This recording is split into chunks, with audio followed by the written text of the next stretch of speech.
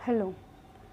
आज हम quantum mechanics को स्टडी करने वाले हैं। इस वीडियो के अंदर जो हम टॉपिक कवर करने वाले हैं वो टॉपिक होंगे wave function and its physical significance, properties of wave function, orthogonality and normalisation of wave function, time dependent Schrodinger equation and time independent Schrodinger equation. आज हम इस वीडियो के अंदर इन्हीं टॉपिक को कवर करेंगे। सबसे पहले हम थोड़ा क्वांटम मैकेनिक्स का इंट्रोडक्शन देखते हैं।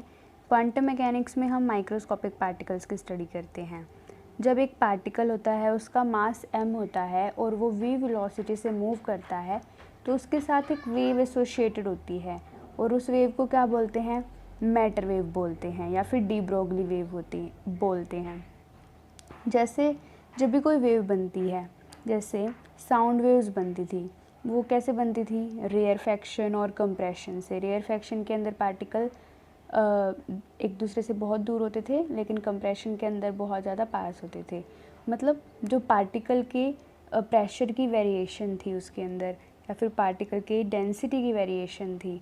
जैसे इलेक्ट्रोमैग्नेटिक वेव होती है, जैसे कैसे बनती है? जब इलेक्ट्रिक और मैग्नेटिक फील्ड वेरी करती है तब इलेक्ट्रोमैग्नेटिक वेव बनती है। ऐसे ही एक क्वांटिटी होती है जिसको बोलते हैं वेव फंक्शन। जब वेव फंक्शन वेरी करता है तो हमें डी ब्रोगली वेव मिलती है। वेव फंक्शन जब वेरी करेगा तो हमें डी ब्रोगली वेव मिलेगी। तो वेव फंक्शन क्या होती है? एक ऐसी क्वांटिटी होती है जिसका जब वेरिएशन होता है तो हमें डी ब्रोगली वेव मिलती है। लेकिन बाद में पता चला कि जो एक ही पार्टिकल नहीं, एक ही वेव नहीं एसोसिएटेड होती थी पार्टिकल से, ग्रुप ऑफ वेव्स एसोसिएटेड होती थी। ठीक है, इसीलिए हेज़नबर्ग अनसर्टेनिटी पढ़ा जाता है। हेज़नबर्ग अनसर्टेनिटी प्रिंसिपल। जैसे एक वेव के ऊपर हमें एक पार्टिकल फाइंड करना हो तो कहाँ होगा वो पार्टिकल? तो एक साइंटिस्ट थे मैक्स बोर्न, तो उन्होंने बताया कि ये नहीं पता लगाया जा सकता कि एग्जैक्टली पार्टिकल कहाँ हैं।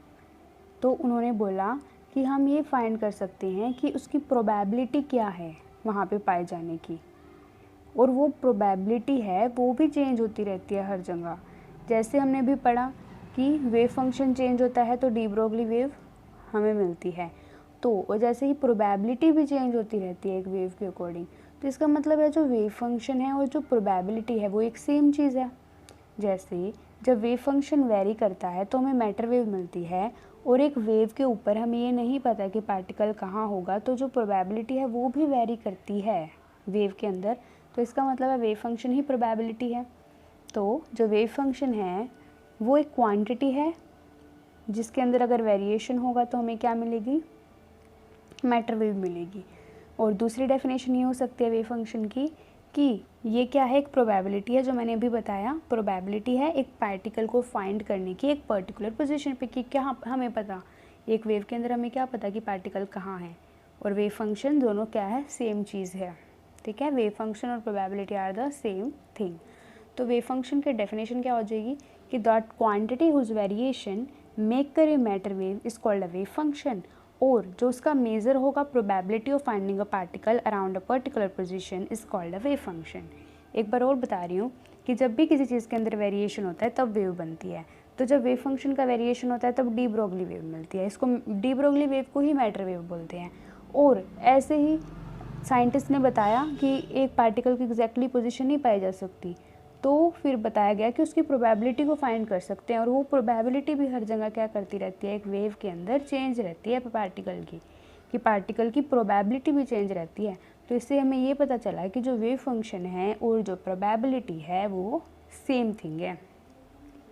वेव फंक्शन के चेंज होने से हमें डी ब्रोगली वेव मिलती है, और प्रोबेबिलिटी के चेंज होने से हमें क्या मिलेगी? एक मैटर वेव मिलेगी। तो मैटर वेव के अंदर जो पार्टिकल के पाए जाने की प्रोबेबिलिटी है, एक मैटर वेव की ही बात कर रहे हैं, उसके अंदर जो पार्टिकल के पाए जाने की प्रोबेबिलिटी है वो चेंज होती रहती है, और जो मैटर वेव के अंदर वेव फंक्शन भी चेंज हो रहा है। ये चीज़ बहुत इंपॉर्टेंट है कि एक वेव फंक्शन तब बनती है जब वेरिएशन होता है किसके अंदर? नहीं, एक मैटर वेव तब बनती है जब वेव फंक्शन के अंदर वेरिएशन होता है, और एक मैटर वेव तब भी बनती है जब पार्टिकल की प्रोबेबिलिटी क्या रहती है? चेंज रहती है हर जगह, क्योंकि पार्टिकल एक पर्टिकुलर पोजीशन पे नहीं पाया जाता ना। तो जब पार्टिकल की पोजीशन है, जो उसकी प्रोबेबिलिटी है फाइंडिंग की, वो चेंज होती रहेगी तो हमें मैटर वेव मिलेगी। तो इसका मतलब ये है कि जो वेव फंक्शन है और जो मैटर वेव फंक्शन है और जो प्रोबेबिलिटी है वो सेम थिंग है। तो ये वेव फंक्शन है कि क्वांटिटी हुज वेरिएशन हमें मैटर वेव दे दे, या फिर probability of finding a particle. अब हम पढ़ रहे हैं वेव फंक्शन की क्या फिजिकल सिग्निफिकेंस है। तो जो वेव फंक्शन है उसकी कोई भी डायरेक्ट सिग्निफिकेंस नहीं है, उसकी खुद की कोई इम्पोर्टेंस नहीं है, बस वो हमें ये बता देता है कि यहाँ पर पार्टिकल के पाए जाने की प्रोबेबिलिटी कितनी है। ये क्या करता है, सिर्फ बिहेवियर बताता है या फिर मैग्नीट्यूड बताता है एक प्रोबेबिलिटी का, एक पर्टिकुलर पोजीशन पे पार्टिकल के पाए जाने की।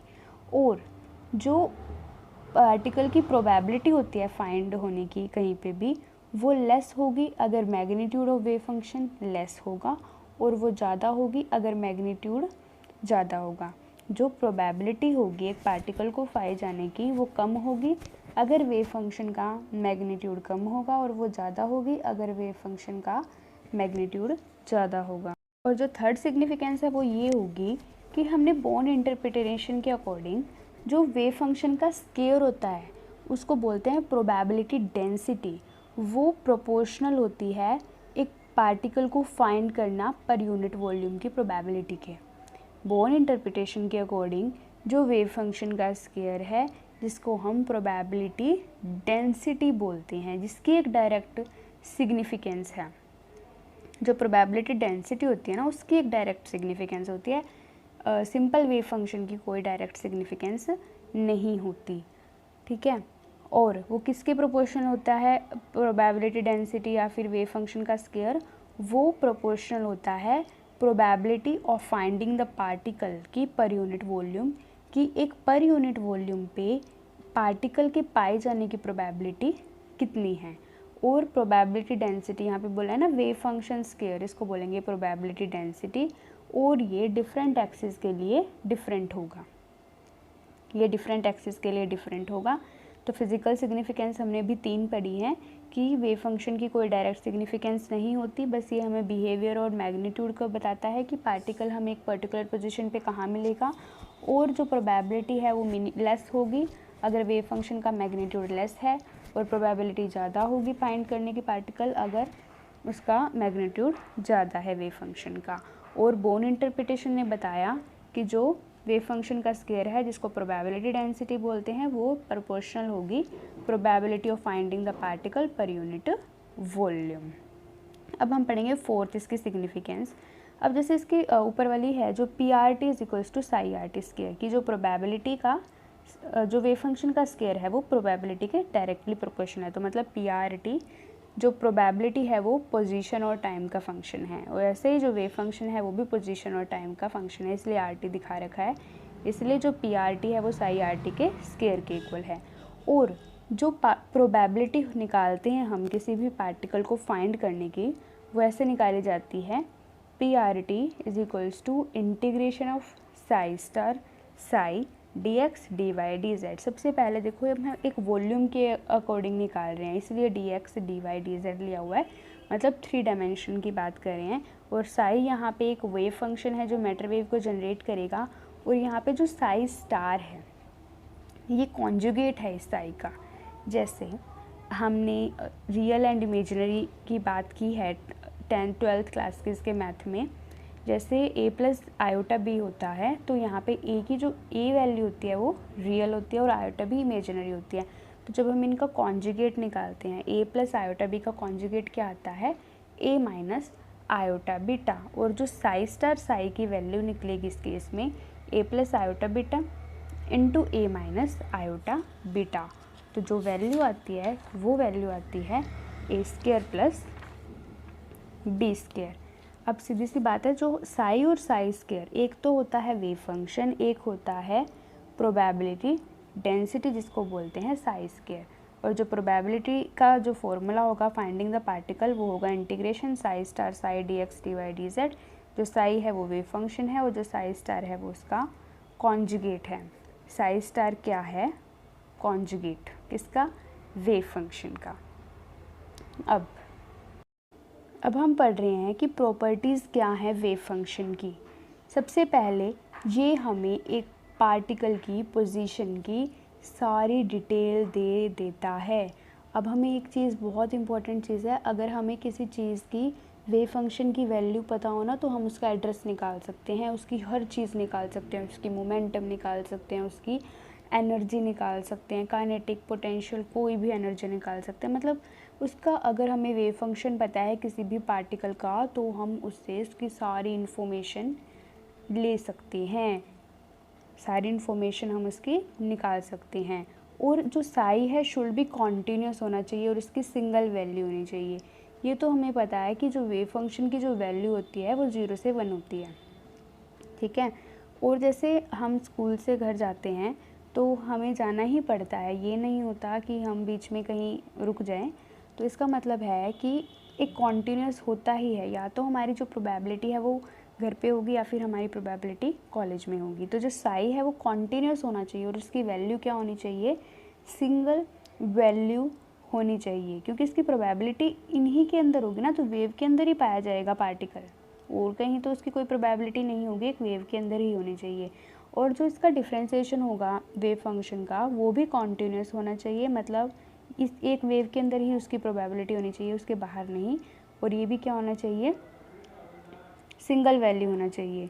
और स्क्रोडिंगर इक्वेशन का यूज़ करके वेव फंक्शन के ऊपर हम जो एनर्जी कैलकुलेशन करते हैं वो इजी हो जाती है। जब हम एनर्जी निकाल लेते हैं, आइगन वैल्यूज़ एनर्जी, तो वो स्क्रोडिंगर इक्वेशन पे बेस्ड होती है और उसने कैलकुलेशन को बहुत ही इजी बना दिया है, ठीक है।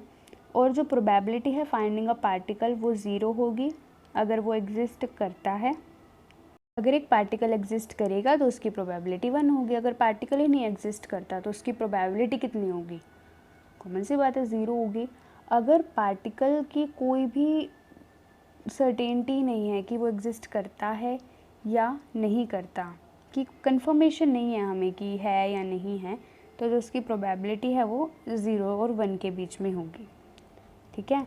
तो जो प्रॉपर्टीज़ है वेव फंक्शन की वो क्या है कि ये हमें डिटेल मेजरेबल इन्फॉर्मेशन बताती है, एक पार्टिकल की पोजीशन या फिर सभी चीज़ों की एनर्जी वगैरह सब कुछ भी लिख सकते हैं इसके अंदर। और जो साई है वो कॉन्टीन्यूस भी होना चाहिए, सिंगल वैल्यू होना चाहिए, D psi by D x continuous होना चाहिए और सिंगल वैल्यू होता है। और स्क्रोडिंगर इक्वेशन की हेल्प से हमें जो एनर्जी कैलकुलेशंस है वो इजी हो गई है। और जो प्रोबेबिलिटी होती है पार्टिकल को फाइंड करने के लिए वो 1 होगी अगर पार्टिकल एग्जिस्ट करता है, 0 होगी अगर पार्टिकल एग्जिस्ट नहीं करता और हमें नहीं पता कि वो है या नहीं है, तो उसकी जो प्रोबेबिलिटी होगी या तो वो 0 होगी या फिर जो प्रोबेबिलिटी है वो क्या होगी, 1 होगी। ये थी प्रॉपर्टीज़ किसकी, वेव फंक्शन की। ये प्रॉपर्टीज़ कितनी होंगी हमारे पास, 5 प्रॉपर्टीज़ हैं किसकी, वेव फंक्शन की। अब हम पढ़ेंगे ऑर्थोगोनल वेव फंक्शंस के बारे में। 2 वेव फंक्शन होंगे हमारे पास, साई आई और साई जे।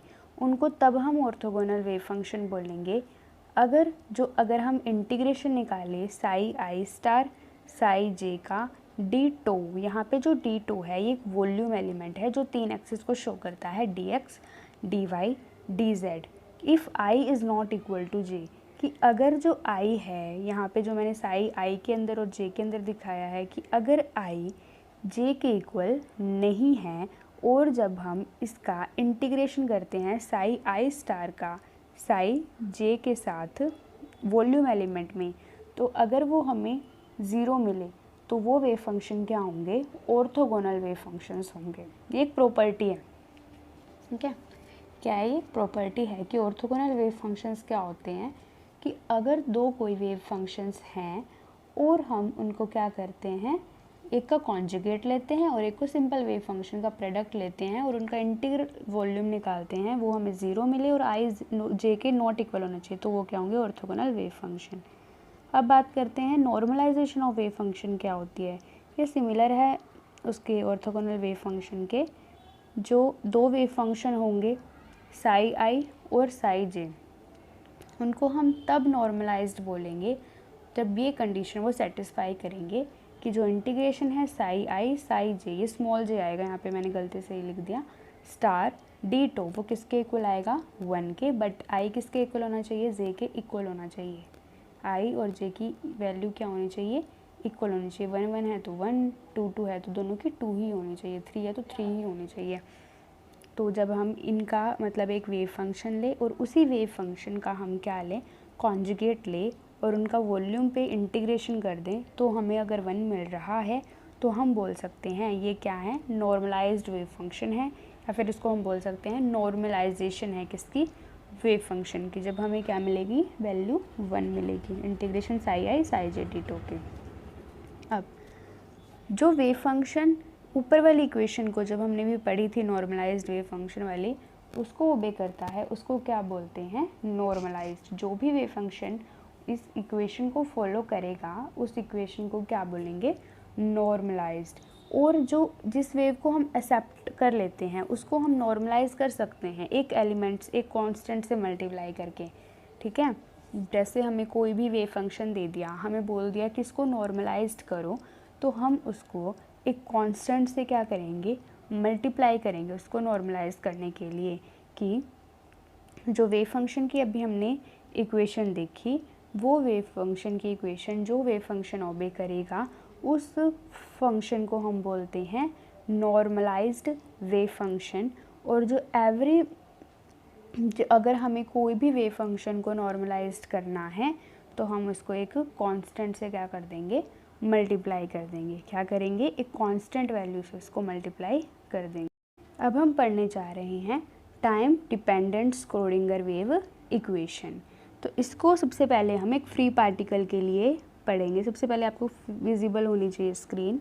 सबसे पहले हम क्या करेंगे, एक वेव फंक्शन मानेंगे साई, वो एक्स पे और टी पे उसकी वैल्यू है वो डिपेंड करती है, ठीक है। और एक पार्टिकल का है, फ्रीली पार्टिकल है, वो मूव करता है एक पॉजिटिव एक्स डायरेक्शन में। तो इसकी वैल्यू हम पहले ही स्टडी कर चुके हैं जूनियर क्लासेस में। तो साई किसके इक्वल आएगा, A e raise to power minus iota omega t minus k x. इसको हमने मान लिया फर्स्ट इक्वेशन। अब हमें पता है जो ये ओमेगा है वो 2 पाई न्यू के इक्वल होता है, ठीक है। और 2 पाई, अब हमें पता है ई किसके इक्वल होता है, एच न्यू के इक्वल होता है। तो यहाँ से हम न्यू की वैल्यू निकाल लेंगे ई बाय एच और इस इक्वेशन में पुट कर देंगे तो हमें मिलेगा 2 pi E by H. Similarly के की वैल्यू क्या होती है, 2 पाई लैम्डा, और लैम्डा किसके इक्वल होता है, एच बाय पी के। तो हमें क्या मिलेगा, 2 पाई पी बाय एच। ये जो हमने ओमेगा की और जो के की वैल्यू निकाली है वो उसको हम ऊपर वाली इक्वेशन में पुट कर देंगे 1 में। तो साई क्या आ जाएगा हमारे पास, A e raise to power minus iota, omega की जगह क्या रख देंगे 2 pi E by h multiply में टी, माइनस के की वैल्यू कितनी है 2 pi p by h multiply में एक्स। अब दोनों इक्वेशन में से 2 पाई बाय एच कॉमन आ रहा है तो हम क्या करेंगे, इसको बाहर निकालेंगे। ये पावर्स हैं ऊपर वाली, ई की पावर है ये पूरी इक्वेशन, तो ये कॉमन निकाल लेंगे। तो साई की वैल्यू किसके इक्वल आ जाएगी, ए ई की पावर माइनस आयोटा 2 पाई बाय एच और अंदर क्या रह जाएगा ई टी माइनस पी एक्स। अब जो एच कट होता है वो एच अपॉन 2 पाई है, तो यहाँ पे 2 पाई बाय एच की जगह हम क्या रख देंगे 1 बाई एच कट। तो साई की, क्योंकि उल्टा है ना, क्योंकि एच कट किसके इक्वल होता है, एच अपॉन 2 पाई के, तो इसलिए एच कट नीचे आ जाएगा। तो साई की वैल्यू किसके इक्वल आ जाएगी, A e raise to power minus iota upon h cut, ठीक है। क्योंकि जो एच कट है वो एच अपॉन 2 पाई के इक्वल है, तो हमने एच अपॉन 2 पाई की जगह क्या रख दिया, एच कट रख दिया।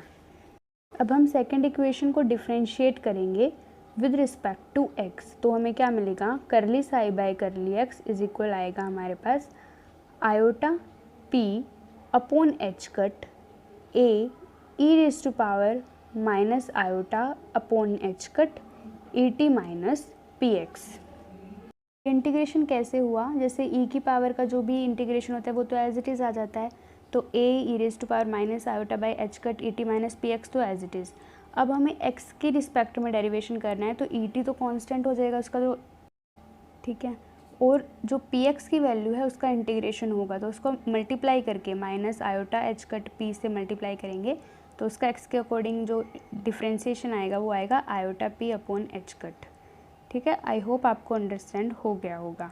फिर क्या करेंगे, हम इसको दोबारा डिफ्रेंशिएट करेंगे तो हमें क्या मिलेगा, A into iota p upon h cut का square e raise to power minus iota upon h E t minus p x. वही ई टी वाली चीज़ तो कांस्टेंट है, सिर्फ पी एक्स वाली का ही इंटीग्रेशन होगा। तो इसलिए iota p upon h cut square ही आ जाएगा। अब आयोटा स्क्वायर की वैल्यू किसके इक्वल होती है, -1 के, तो हमें क्या मिलेगा, -1 रख देंगे आयोटा स्क्वायर की जगह, और बाकी p upon h cut square A e raise to power minus iota upon h cut E t minus p x as it is. अब हम जो ये वैल्यू है A e raise to power minus iota upon h cut into E t minus p x, यहाँ पर H cut आएगा, मैंने शायद थोड़ा सा निशान नहीं लगाया, यहाँ पे मैं पुट कर दूँगी साई की वैल्यू, साई रख दूँगी मैं इसके अकॉर्डिंग, क्योंकि हमने फर्स्ट इक्वेशन में, तो मैं इसकी जगह क्या रख दूँगी, साई रख दूँगी।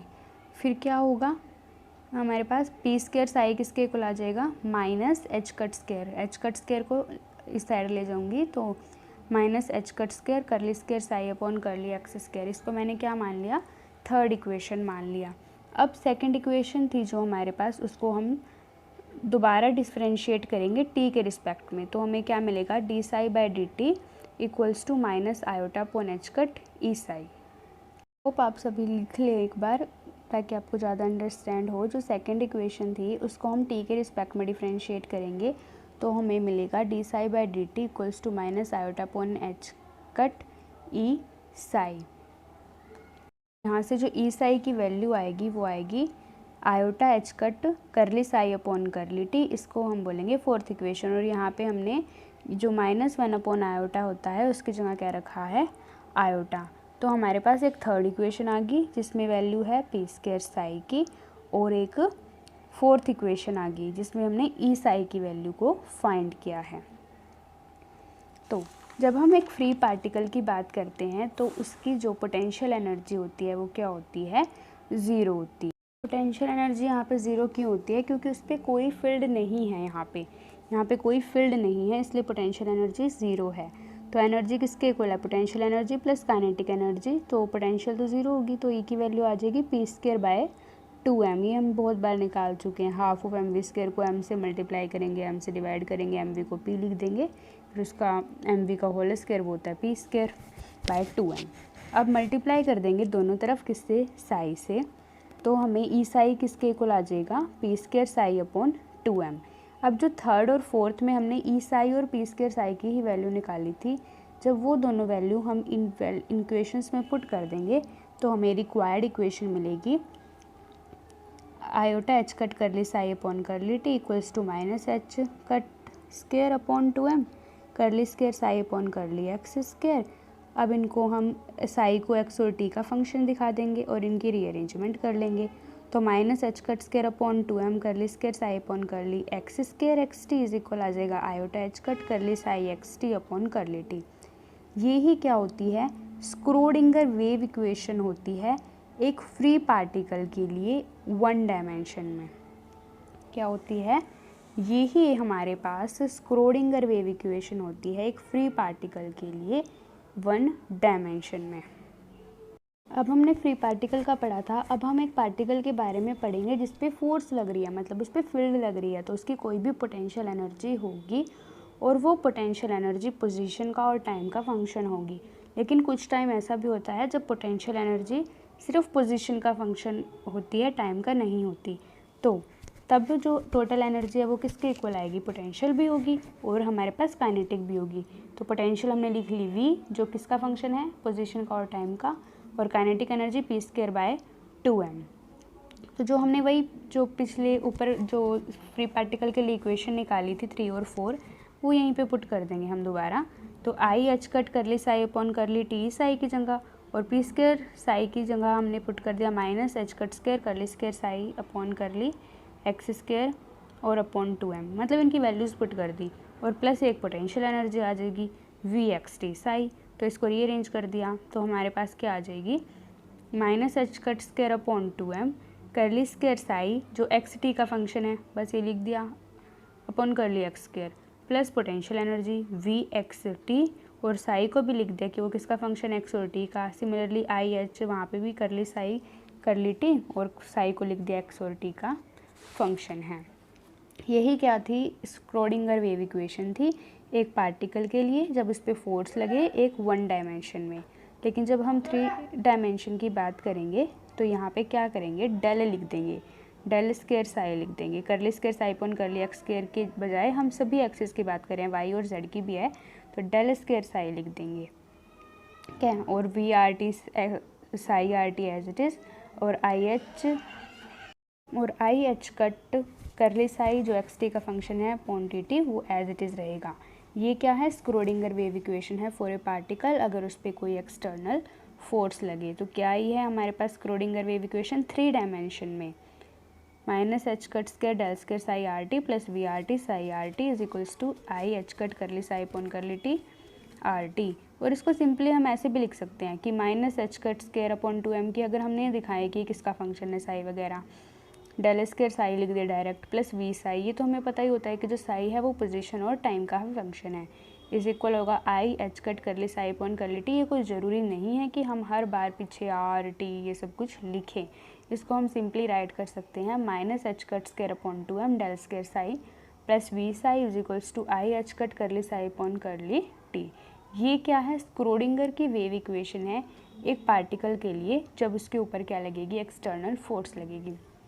ये क्या है, स्क्रोडिंगर वेव इक्वेशन है एक पार्टिकल के लिए जब उसके ऊपर एक एक्सटर्नल फोर्स लगेगी। अब हम पढ़ेंगे टाइम इंडिपेंडेंट स्क्रोडिंगर इक्वेशन के बारे में। तो हमने सबसे पहले मैंने पहले ही बता दिया था कि कभी जो पोटेंशियल एनर्जी है वो टाइम पे कुछ कंडीशंस ऐसी होती है, कोई बहुत सारी सिचुएशंस ऐसी होती है जहाँ पे जो पोटेंशियल एनर्जी है वो सिर्फ पोजीशन का फंक्शन होती है, टाइम का फंक्शन नहीं होती। तो जो हमने time dependent Schrödinger wave equation निकाली थी के अंदर हम अब पोटेंशियल एनर्जी के फंक्शन में टी को नहीं लिखेंगे। जो पोटेंशियल एनर्जी है वो सिर्फ किसका फंक्शन होगी, वी एक्स का।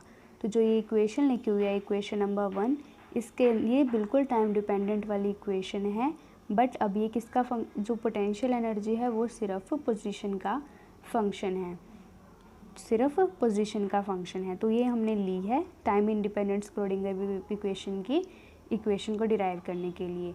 तो जो वेव फंक्शन है साई एक्स टी, अगर एक पार्टिकल वही जैसे हमने पहले किया था अगर मूव कर रहा है एक पॉजिटिव एक्स डायरेक्शन में, तो जो साई एक्स की वैल्यू है वो क्या होगी, A e raise to power minus iota upon h cut E t minus p x. ये हमने बिल्कुल पीछे बिल्कुल डिटेल में किया था, वही स्टेप है, इसलिए मैंने डायरेक्ट यहाँ पर लिख दिया। अब यहाँ पे क्या करेंगे कि हम अलग अलग कर लेंगे इन दोनों चीज़ों को। पी बाय मतलब ई माइनस ई की power minus iota upon h cut को मल्टीप्लाई कर दिया ई टी से भी, और ई की power minus iota upon h cut को मल्टीप्लाई कर दिया पी एक्स से भी, मतलब इनको अलग अलग कर लिया हमने, क्योंकि जब पावर जब कोई चीज़ मल्टीप्लिकेशन में होती है तो उनकी पावर क्या होती है, ऐड होती है। ये मेथड लगा के हमने इन दोनों को अलग अलग कर लिया है। अब जो p by h cut x की वैल्यू है, जो A e raise to power iota p by h cut x होगा, उसको हम क्या मान लेंगे, phi x. A e raise to power iota p by h cut x को हमने मान लिया फाई एक्स। अब हमारे पास क्या रह गया, e की power minus iota e upon h cut t, value रह जाएगी psi x t is equals to phi x e raise to power minus iota E upon h cut t. मतलब जो ये चीज़ थी A e raise to power iota p upon h cut x, इसकी जगह हमने लिख लिया फाई एक्स। लिख देंगे कि जो फाई एक्स है वो क्या किसकी जगह लिखा है हमने, A e raise to power iota p upon h cut x. अब जो हमने सेकेंड इक्वेशन मानी है उसको हम क्या करेंगे, डिफ्रेंशिएट करेंगे विद रिस्पेक्ट टू एक्स। तो curly psi upon curly x किसका फंक्शन है, एक्स और टी का, इसको डिफ्रेंशिएट कर रहे हैं। तो e raise to power minus iota E upon h cut t का डिफ्रेंशिएशन तो एज इट इज़ होगा, और फाई एक्स का डिफ्रेंशिएशन हो जाएगा curly phi x upon curly x. ठीक है, ये डिफ्रेंशिएशन था सेकेंड का विद रिस्पेक्ट टू एक्स। अब हम इसी इक्वेशन को दोबारा डिफ्रेंशिएट करेंगे, तो वही करली square psi upon curly x square, और साई किसका फंक्शन है, एक्स टी का, तो एज इट इज़ ई की पावर माइनस आयोटा ई अपॉन एच कट टी तो हमें एज इट इज़ मिलेगा, और फाई एक्स का दोबारा डिफ्रेंशिएशन होगा क्योंकि सिर्फ यही एक्स का फंक्शन है। तो पहले हमें करली फाई अपॉन करली एक्स मिला था, अब हमारा क्या हो जाएगा, इसका डबल डिफ्रेंशिएशन हो जाएगा, करली square phi x upon curly x square, इसको हमने मान लिया फोर्थ इक्वेशन। अब हम क्या कर रहे हैं, जो सेकंड इक्वेशन थी अब हम उसको t के विद रिस्पेक्ट टू डिफरेंशिएट करेंगे। पहले हमने 2 बार x के अकॉर्डिंग डिफरेंशिएट किया, अब हम t के अकॉर्डिंग उसको डिफरेंशिएट कर रहे हैं। तो टी के अकॉर्डिंग करेंगे तो हमें मिलेगा curly psi x t upon curly t. अब हमें फाई एक्स तो एज इट इज़ ही मिलेगा, लेकिन अब डिफ्रेंसिएशन किसका होगा, ई की power minus iota E upon h cut t as it is, और ई की आयोटा ई अपॉन एच क्या बोलते हैं, ठीक है। तो इस बार आयोटा ई अपॉन एच कट टी का डिफ्रेंशिएशन होगा टी के रिस्पेक्ट में, तो हमें आयोटा ई अपॉन एच कट मल्टीप्लिकेशन में मिल जाएगा, ठीक है। तो पहले फाई एक्स का कर रहे थे क्योंकि वो एक्स का फंक्शन था, लेकिन टी का फंक्शन तो यहाँ पे सिर्फ एक है, आयोटा ई अपॉन एच कट। तो हमें जो डिफ्रेंशिएशन किया तो क्या मिलेगा, करली साई बाय करली टी जो एक्स और टी का फंक्शन है, माइनस आयोटा ई अपॉन एच, जो जैसे ई की पावर 2x का डिफ्रेंशिएशन होता है तो 2 आगे आ जाता है, तो इसलिए ई की पावर माइनस आयोटा ई अपॉन एच कट टी का डिफ्रेंशिएशन है, तो माइनस आयोटा ई अपॉन एच आगे आ गया। फाई एक्स तो एक्स का फंक्शन है तो इसका डिफ्रेंशिएशन तो हुआ ही नहीं, और जो ये ई वाला तो एज इट इज़ होता है ना, तब उसके बाद ही हमने आयोटा ई अपॉन एच कट का डिफ्रेंशिएशन किया है। इसको मान लिया फिफ्थ इक्वेशन। इसको मैं एक बार और बता रही हूँ, एक्स टी का डिफ्रेंशिएशन क्या है, फाई एक्स तो एक्स का फंक्शन है, ई की पावर माइनस आयोटा ई अपॉन एच कट टी का डिफ्रेंशिएशन होगा, तो इसको तो हम एज इट इज़ लिखेंगे क्योंकि ई की पावर एक्स का डिफ्रेंशिएशन ई की पावर एक्स, और फिर रह गया ई की पावर आयोटा ई upon h cut t, iota ई अपॉन एच कट टी का डिफ्रेंशिएशन, टी का differentiation with respect to t 1 होता है, तो जो आयोटा ई अपॉन एच कट रह जाएगा वो यहाँ पे मल्टीप्लिकेशन के अंदर आ जाएगा, ठीक है, मल्टीप्लिकेशन में आ जाएगा, क्योंकि जो चीज़ अगर ई की पावर 2x होता है तो ई की पावर 2x इंटू 2 होता है उसका डिफ्रेंशिएशन, इसीलिए यहाँ पे जो आयोटा ई अपॉन एच कट है वो यहाँ पे मल्टीप्लिकेशन में आ गया है। तो डिफ्रेंशिएशन क्या हुआ, करली psi x t upon curly T, करली साई अपॉन करली टी का डिफ्रेंशिएशन, और जो साई है वो एक्स टी का फंक्शन है, तो हमें क्या मिलेगा, माइनस आयोटा ई upon h phi x e की पावर माइनस आयोटा ई अपॉन एच कट टी। यहाँ पे जो नीचे एच है ये भी एच कट ही है, से मिस्टेक हो गई है, जो इक्वेशन नंबर 5 में जो 1/h है ये एच कट ही है, माइनस आयोटा ई अपॉन एच कट है, माइनस आयोटा ई अपॉन एच कट है। तो जो सेकंड, फोर्थ और फिफ्थ इक्वेशन है उनको हमने 1 में पुट किया, तो हमें क्या मिलेगा, minus h cut square upon 2m e raise to power minus iota E upon h cut t, curly square phi x upon curly x square plus we x phi x e raise to power minus iota E upon h cut t is equal आएगा iota h cut into minus iota E upon h cut phi x e raise to power minus iota E upon h cut multiplication में T. कुछ भी नहीं किया, जो second, fourth और fifth equation थी उसको हमने time dependent Schrödinger wave equation के अंदर पुट कर दिया, और यहाँ पे जो पोटेंशियल है वो सिर्फ पोजीशन का फंक्शन है, टाइम का फंक्शन नहीं है। अब हमें क्या मिलेगा कि minus h cut square upon 2m curly square phi x upon curly x square plus we x phi x is equals to e phi x. मतलब जो पीछे वाली इक्वेशन थी उसको हमने काट दिया, लेफ्ट हैंड साइड से जो चीज़ें कट रही थी राइट हैंड साइड से वो कट कर दी, तो हमें ये इक्वेशन मिलेगी। तो इसको और से सॉल्व करेंगे तो हमें मिल जाएगा minus h cut square upon 2m curly square phi. अब एक्स का फंक्शन नहीं दिखाएंगे, कोई ज़रूरी थोड़ा ना कि बार बार दिखाना कि ये एक्स का फंक्शन है, ये टाइम का फंक्शन है, करली square phi upon curly x square plus we. अब इसको ई वाली चीज़ को इधर ले आएंगे तो वी माइनस ई फाई, क्योंकि फाई तो एक्स का ही फंक्शन है ना, और वी को बार बार दिखाना कोई ज़रूरी नहीं है, तो फाई एक्स ई फाई एक्स को इससे ले आए तो वी माइनस ई, और फाई को हम क्या रख सकते हैं, कॉमन ले सकते हैं, और ये ज़ीरो हो जाएगा, ठीक है। तो ये क्या है, एक 1 dimensional time independent Schrodinger equation है। क्या है equation, minus h cut square upon 2m curly square phi upon curly x square plus v minus e phi is equals to 0। ये क्या है, एक 1 dimensional time independent Schrodinger equation है। अगर हम 3 डायमेंशन के बारे में बात करें तो इसको हम ऐसे भी लिख सकते हैं, minus h cut square upon 2m curly square phi r, यहाँ पे आर हमने तीनों का दिखा दिया, एक्स वाई और जेड का, upon curly r square plus v minus e phi r, यहाँ पे जो आर है वो भी तीनों को दिखा रहा है, एक्स वाई जेड को, तो ये किसके इक्वल आ जाएगा हमारे पास, 0 के इक्वल। 3 डायमेंशंस में आ गया, minus h cut square upon 2m curly square phi r upon curly r square plus v minus e phi r is equals to 0। अब करली इसको ऐसे भी लिख सकते हैं कि curly square phi upon curly r square plus 2m upon h cut square e minus v phi is equals to 0। अपनी कन्वेनियंस के लिए, अपनी सहूलियत के लिए हम फाई को साई से भी चेंज कर सकते हैं, क्योंकि कोई साई से लिखता है कोई फाई से लिखता है, तो मेनली साई से पाया जाता है, इसलिए फाई की जगह साई लिख दिया। तो क्या मिलेगा, del square psi plus 2m upon h cut square e minus v, phi की जगह psi is equals to 0, phi की जगह रख दिया साई रख दिया।